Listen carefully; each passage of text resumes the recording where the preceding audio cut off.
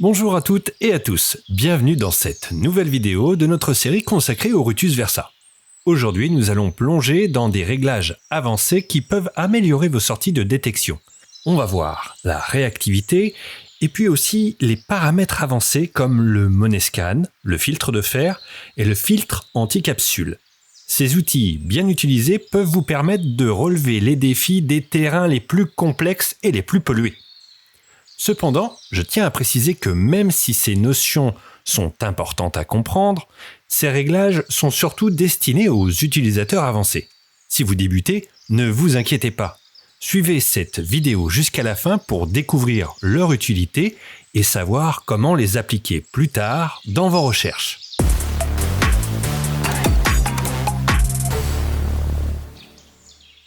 La réactivité est un paramètre crucial pour adapter votre détecteur aux conditions spécifiques du terrain.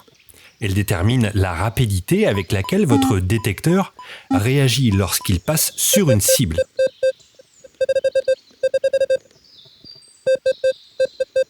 Une réactivité élevée permet de séparer efficacement les cibles proches les unes des autres, ce qui est particulièrement utile dans les terrains pollués ou minéralisés.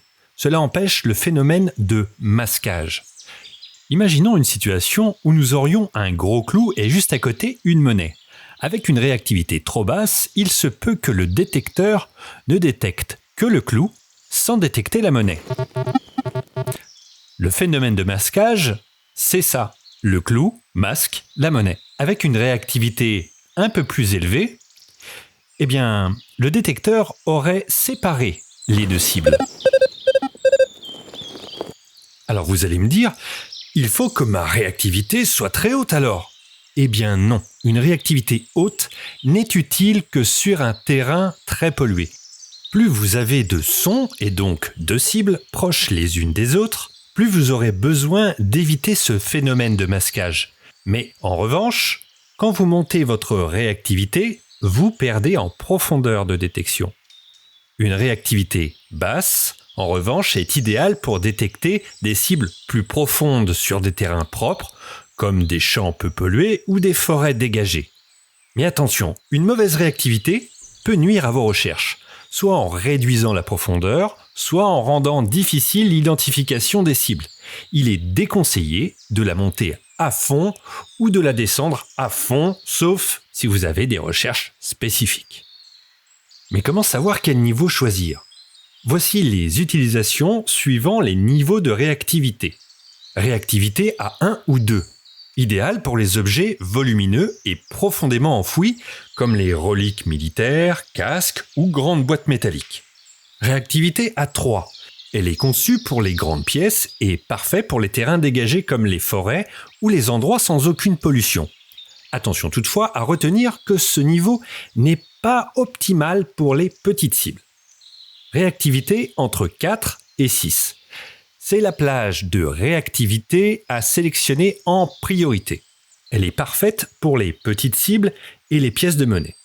En fonction de la pollution de votre terrain, optez pour une réactivité à 4 dans les terrains propres et à 6 dans les terrains pollués.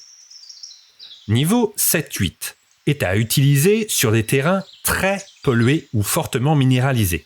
Attention toutefois, une réactivité aussi élevée réduit la profondeur et est donc moins adaptée pour les grands objets.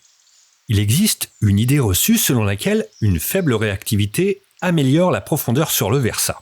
Cette croyance vient souvent des vidéos de tests en conditions artificielles comme les air-tests ou les simulations dans des tubes PVC enfouis dans un bac rempli de terre par exemple. Ces tests de réactivité et la réalité du terrain sont totalement différents. En réalité, sur le terrain, une réactivité trop basse peut vous faire manquer des cibles, surtout les plus petites, ou rendre leur identification difficile et vous ne gagnerez pas en profondeur sur ces cibles.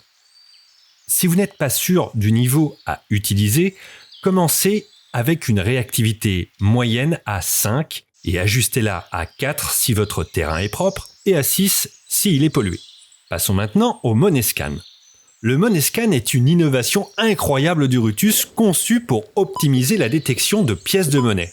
Ce mode filtre les petits déchets métalliques, tout en augmentant la sensibilité pour les cibles circulaires comme les pièces. Ce réglage est particulièrement redoutable dans les zones très polluées. Là où d'autres détecteurs échouent à cause de la pollution métallique, le Monescan permet de repérer des monnaies avec une précision remarquable. Par défaut, le Monescan est réglé sur 15. Si vous détectez dans une zone peu polluée, il n'est pas nécessaire de l'augmenter. Si vous êtes dans une zone modérément polluée, vous pouvez le régler entre 20 et 30 sans problème. Si vous commencez à récupérer trop de déchets métalliques ronds, réduisez progressivement ce réglage. Astuce pour les recherches de grands objets. Si vous utilisez une réactivité basse et une monofréquence pour rechercher de grandes cibles, vous pouvez régler le Monescan sur 0, car il n'est pas utile dans ce type de détection. Regardons maintenant le prochain paramètre avancé, qui est le filtre de fer. Le filtre de fer est un outil puissant pour améliorer vos résultats sur les terrains pollués par des objets ferreux. Il vous permet d'ignorer les petits déchets tout en maintenant une excellente sensibilité pour les cibles intéressantes. Si vous trouvez trop de déchets ferreux, augmentez ce réglage progressivement jusqu'à obtenir une détection plus propre. Cependant, faites attention à ne pas régler ce filtre trop agressivement. Un réglage trop élevé pourrait masquer des cibles intéressantes comme des objets anciens composés partiellement de fer. Commencez toujours par un niveau faible et ajustez en fonction des conditions du terrain. Cela vous permettra de conserver un bon équilibre entre filtrage et sensibilité. Regardons maintenant le filtre anti-capsule.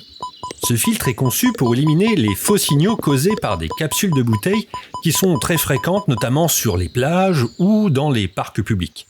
Ce filtre analyse la forme et la conductivité des cibles pour différencier une capsule métallique d'une cible intéressante, comme une bague ou une pièce de monnaie par exemple.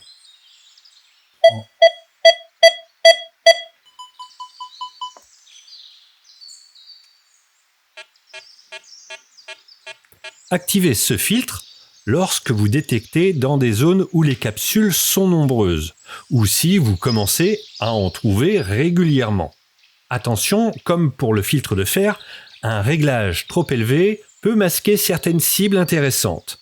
Avant de l'utiliser intensivement sur le terrain, testez ce filtre avec différents objets pour bien comprendre comment il affecte les signaux sur les cibles potentielles. Cela vous évitera de passer à côté d'objets intéressants.